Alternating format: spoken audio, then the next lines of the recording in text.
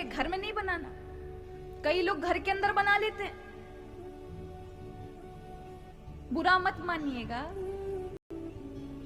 आज आप पूजा कर रहे हैं, आने वाली पीढ़ी ने नहीं किया तो क्या होगा? 21 पीढ़ियां तुरंत आ जाएंगी नीचे।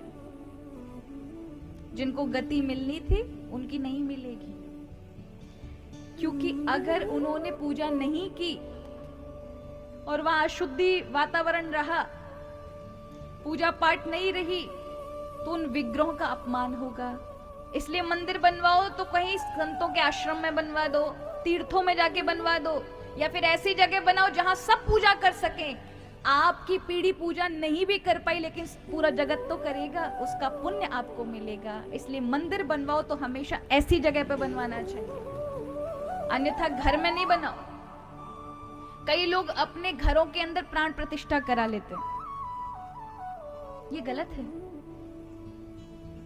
आपने करा ली, चले आप भगवत भक्त हैं, आपकी आने वाली पीढ़ी में अगर किसी ने वो प्रतिष्ठा जो हो चुकी है उन प्रभु के विग्रह की अच्छे से पूजा अर्चना नहीं की, क्या होगा? आपकी भी गति सही नहीं रहेगी, नरक प्राप्त होते हैं। और अगर मान के चलो उनका मन नहीं रहा उस घर में रहने का, उन्होंने बदल दिया, वो शहर चले गए छोड़ करके, बेच करके, तब क्या होगा? या जिसको बेचा होगा वो लोग रहने वाले कैसे व्रती वाले हैं, वहां पर उन्होंने वो सेवा नहीं की तो क्या होगा? ये सब सोच विचार करके रखना चाहिए। केवल वर्तमान को न देखें, भविष्य का भी विचार करना चाहिए। क्या हम संभाल पाएंगे?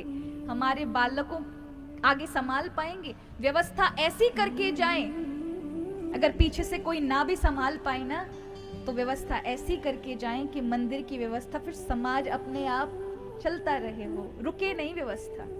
आपने कर दिया, अब सब लोगों को उसमें आजादी होनी चाहिए, स्वतंत्रता होनी चाहिए, सब पूजा करें, सब आनंद उठाएं, तो उसका 10वां, प्रत्येक जो भी वहां उस मंदिर में आके चढ़ेगा, उसका 10वां अंश बनाने वाले को प्राप्त होता है। कितना बड़ा पुण्य प्राप्त करते हैं आप।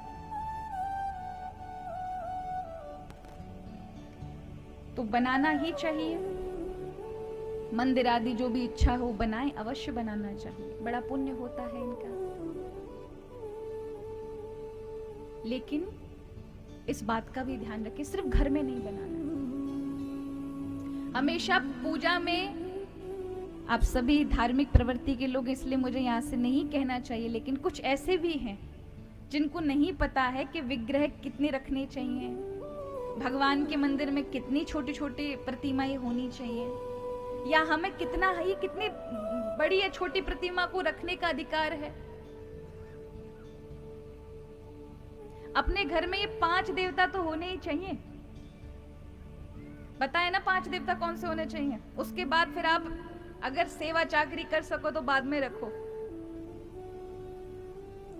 गणेश जी होने चाहिए पहले, दुर्गा जी होनी चाहिए दूसरी, भगवान शिव जी की एक पिंडी होनी चाहिए छोटी सी, चौथे लड्डू गोपाल हों, या भगवान नारायण हों, या भगवान राम जी हों, जिनके आप उपासक हैं, वो होने चाहिए। और 5वां, जीवन में प्रतिदिन उठ के जब पूजा करें, उसके तुरंत बाद सूर्य भगवान को अर्घ देना है। ये 5वीं पूजा, ये पंचदेव हैं, और हिंदू धर्म में इन 5 देवों की पूजा ही हम सबकी निष्ठा है। सूर्य भगवान, शिव, नारायण, दुर्गा और गणपति, ये तो होने ही चाहिए आपके घर में। अब अगर आप वैष्णव हैं, आप दीक्षित हैं किसी गुरु से, आपकी संप्रदाय में जिस विग्रह की आपकी पूजा है उनको आप बीच में रखें। अगर आपके यहाँ भगवान कृष्ण हैं तो आप भगवान कृष्ण को बीच में रखें, लेकिन गणपति, दुर्गा जी, शिव जी, उसमें 5 होने ही चाहिए। अब शिव जी कितने बड़े होने चाहिए? कितने बड़े होने चाहिए? एक अंगूठे से बढ़कर के कभी मत लीजिएगा, या इतनी सी ही पिंडी होनी चाहिए, इससे ज्यादा बड़ी नहीं हो। बड़ी के लिए मंदिर है ना, मंदिर का भी बताया गया है कि व्यक्ति के जो बना रहा है उसके हाथ के बराबर के माप का ही शिवालय हो सकता है।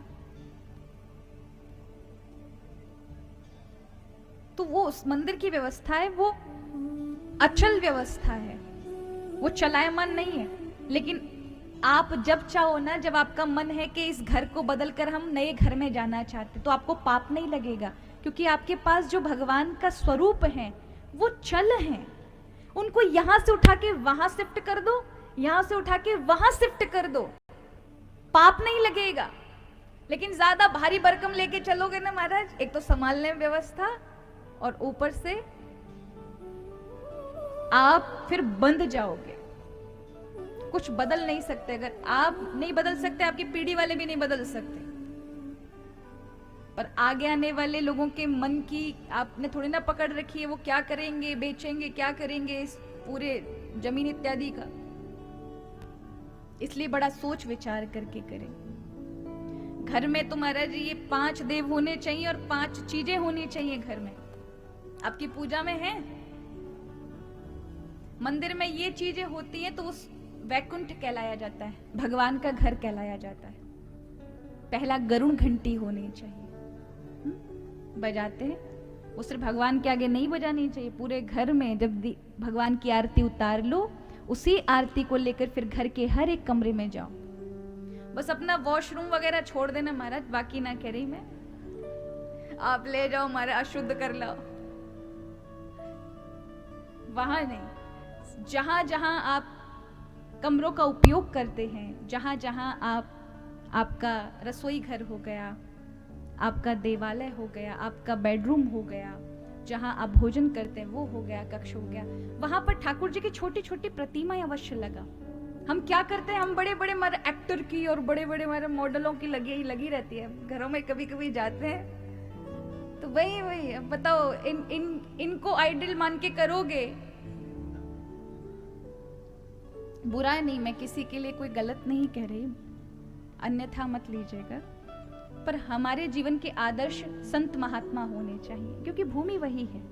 शंकराचार्य, विवेकानंद जैसे युवाओं के आदर्श होने चाहिए, उनके जैसा जीवन जीना है जो हम कुछ दे सके।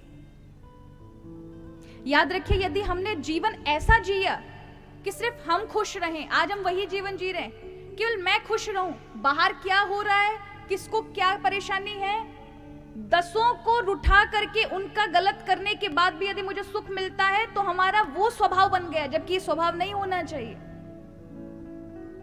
इसलिए हम सुख नहीं पा सकते। जब आप सबके लिए सोचते हैं ना, तो भगवान क्षमता प्रदान कर देते हैं आपको सबके लिए। और यदि आप अपने लिए सोचते हैं तो प्रकृति के और भगवान का जो स्वभाव है, इस पूरे संसार का जो स्वभाव है, कभी अनुभव करिएगा, कभी ऑब्जर्व करने की कोशिश करना बैठ करके कि ये प्रकृति किस प्रकार के स्वभाव से चल रही है, उसी का स्वभाव हम पर भी लागू होता है। अगर आप अपने आप में कटे छटे रहे समाज से, सबसे, तो आपका जीवन अप्रसन्न रहेगा, असंतुष्ट रहेगा। जब आप सबके लिए सोचते हैं तो फिर आपको शक्ति भगवान देते हैं, परमात्मा की शक्ति आपसे जुड़ जाती है, फिर आपकी शक्ति नहीं, भगवान की शक्ति काम कर रही होती है। एक बार एक न्यूज़पेपर पर सचिन तेंदुलकर जो है, उनका वो मैंने एक आर्टिकल पढ़ा, तो उनसे किसी ने पूछा कि आपको कितनी खुशी मिलती है जब इतने सारे लोग आपको देखते हैं, आप जब क्रिकेट खेलते हो, तो आपके अंदर ये शक्ति है कि आप इतने सारे पारी खेल जाते हो, जिता देते हो। तो उन्होंने एक बात कही, उन्होंने कहा, क्योंकि एक जो जर्नलिस्ट था उसने पहले से ही उनके जीवन के बारे में पता कर लिया था कि उनको कई जगह चोट लग गई थी शरीर को ना, रीढ़ की हड्डी में भी 2 से 3 बार महाराज, और भी कई चोटें उनको प्राप्त हुई अपने जीवन काल में, इस क्रिकेट के दौर में। तो उनसे पूछा, इतनी चोट में भी आपको दर्द नहीं लगा? तो उन्होंने कहा, जिसको शरीर में पीड़ा होती है उसको पता होता कि उसे कितना कष्ट है, लेकिन जब मैं लोगों के बीच आता हूं ना, तब मैं ये नहीं देखता कि मैं खेल रहा हूँ। ये स्टेडियम में जितने लोग बैठे हैं ना, मैं इनके लिए खेल रहा हूँ। न जाने कहाँ से वो ताकत आ जाती है और मैं खेल लेता हूँ। ये बात मुझे बहुत अच्छी लगी। वो शक्ति फिर, क्योंकि अगर आप अपने लिए करोगे तो शायद आपको शारीरिक कष्ट होगा जो आपके अनुरूप आपके शरीर में है या आपके कर्म के अनुसार आपके शरीर में है। लेकिन जब आप सबके लिए करेंगे तो फिर परमात्मा की शक्ति होती। हमारे वृंदावन के एक संत हैं,